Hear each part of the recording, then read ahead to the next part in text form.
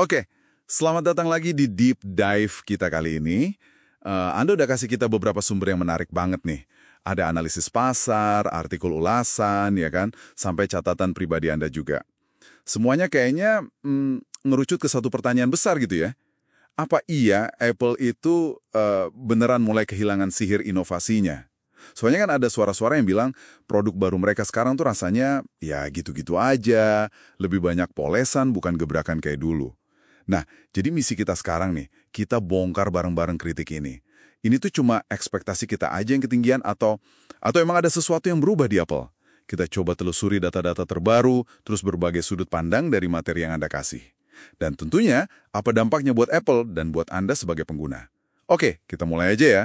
Iya, yang menarik dari sumber-sumber Anda itu kelihatan banget gimana persepsi kurang inovatif ini bisa muncul. Contohnya aja sambutan buat Apple Intelligence. Beberapa pengulas bilang agak underwhelming gitu ya, kurang menggugah lah karena fiturnya mungkin belum terasa revolusioner banget di awal rilis. Terus kita lihat lagi acara WWDC 2025 kemarin. Emang sih ada hal baru kayak desain liquid glass atau peningkatan AI, tapi ya kesan umumnya tetap lebih ke pembaruan yang sifatnya bertahap aja, incremental gitu, bukan lompatan besar. Ditambah lagi, nah ini, analisis pasar yang Anda sertakan itu kan nunjukin kekhawatiran soal ketergantungan Apple ke iPhone. Masih lebih dari separuh pendapatan kan dari situ. Padahal pasar smartphone di negara maju udah mulai, ya, jenuh. Belum lagi sentimen dari beberapa tokoh industri, yang Anda kutip juga, yang merasa Apple jadi kurang berani ambil risiko, sejak era produk ikonik mereka yang dulu itu. Oke, jadi kenapa sih muncul kesan Apple ini kayak melambat gitu inovasi radikalnya? Beberapa artikel Anda nunjukin satu hal kuat, fokus mereka jaga stabilitas sama kualitas. Reputasi produk solid, aman, terus ekosistemnya jalan mulus, itu kan penting banget buat mereka. Perubahan yang terlalu drastis, bisa bawa resiko, bug, atau masalah kompatibilitas, bisa ngerusak kepercayaan. Tepat. Dan jangan lupa juga pasar ponsel pintar itu sendiri kan udah dewasa banget ya. Udah mateng. Jadi makin susah buat bikin lompatan signifikan di layar atau kamera gitu tanpa ada terobosan teknologi yang benar-benar fundamental. Kayak mungkin AR atau VR yang udah mateng banget atau ya teknologi masa depan kayak neural interfaces itu antar muka otak komputer. Terus model bisnis Apple yang sangat kuat di ekosistem layanan, App Store, iCloud, dan lainnya itu juga bikin stabilitas jadi prioritas utama biar pendapatannya terjaga. Nah, ini menarik nih. Salah satu analisis yang Anda kasih itu ngaitin ini sama fokus kuat Apple ke privasi. Komitmen ke privasi ini, mungkin secara nggak langsung bikin mereka jadi lebih hati-hati sama inovasi radikal. Apalagi di AI kan, yang sering butuh banyak data. Makanya pembaruan jadi terasa lebih bertahap. Ini kayak pedang bermata dua gitu ya. Betul sekali. Di satu sisi, pendekatan yang iteratif ini jelas jaga kualitas, jaga keamanan. Bikin pengguna setia juga merasa nyaman, nggak kaget terus-terusan. Ini juga efisien kan dari sisi R&D dan produksi. Tapi, ya itu, di sisi lain muncul kekurangan faktor wow-nya. Anda mungkin jadi ngerasa, ngapain upgrade kalau perubahannya dikit, gitu kan? Apple juga jadi ada risiko ketinggalan kalau kompetitor lebih agresif.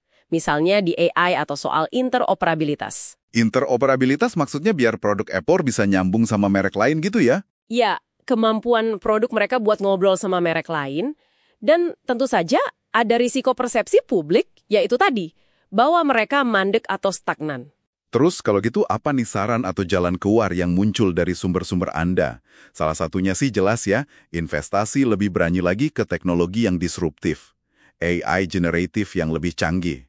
AR/VR yang lebih nyatu sama pengalaman pengguna, mixed reality, atau bahkan yaitu tadi, neural interfaces, disebut sebagai area potensial buat gebrakan berikutnya. Betul. Selain teknologi baru itu, ada juga saran buat lebih terbuka tapi selektif. Mungkin dukung standar universal tertentu buat interoperabilitas tadi. Jadi produk Apple bisa lebih gampang ngobrol sama perangkat lain, tapi ya tanpa ngorbanin keamanan inti ekosistem mereka. Itu kuncinya. Penting juga buat lebih dengerin maunya pengguna. Fitur spesifik apa sih yang benar-benar ngasih dampak di kehidupan sehari-hari? Dan terus berani eksperimen, kayak dengan Vision Pro itu. Walaupun awalnya mungkin pasarnya kecil, niche. Dan ada satu poin menarik dari catatan Anda, soal komunikasi. Jangan-jangan inovasinya tuh ada, tapi nggak terasa nendang gitu buat pengguna. Mungkin karena cara Apple ngomongin nilainya kurang efektif. Wah, ini tantangan sendiri ya. Persis.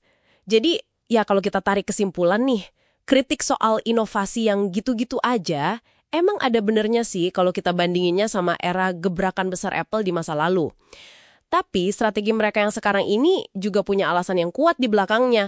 Mulai dari kondisi pasar yang udah mateng, fokus ke stabilitas, dan keamanan, sampai ya menjaga benteng ekosistem mereka yang jujur aja sangat menguntungkan. Jadi Apple ini jelas ada di persimpangan yang penting banget ya. Mereka dituntut buat buktiin lagi kalau masih bisa bikin sihir teknologi itu. Sambil tetap jaga fondasi solid yang udah dibangun susah payah. Mereka perlu banget nyeimbangin risiko inovasi sama keandalan yang diharapkan Anda sebagai pengguna setia mereka. Nah, ini jadi bawa kita ke pertanyaan penutup nih buat Anda yang dengerin. Kalau melihat ke depan, apa sih yang sebetulnya Anda inginkan dari Apple? Atau dari perusahaan teknologi lain pada umumnya? Apakah Anda lebih kangen sama revolusi besar berikutnya? Yang mungkin mengubah cara kita hidup tapi, ya, bawa resiko, ketidakpastian, mungkin kerumitan baru juga?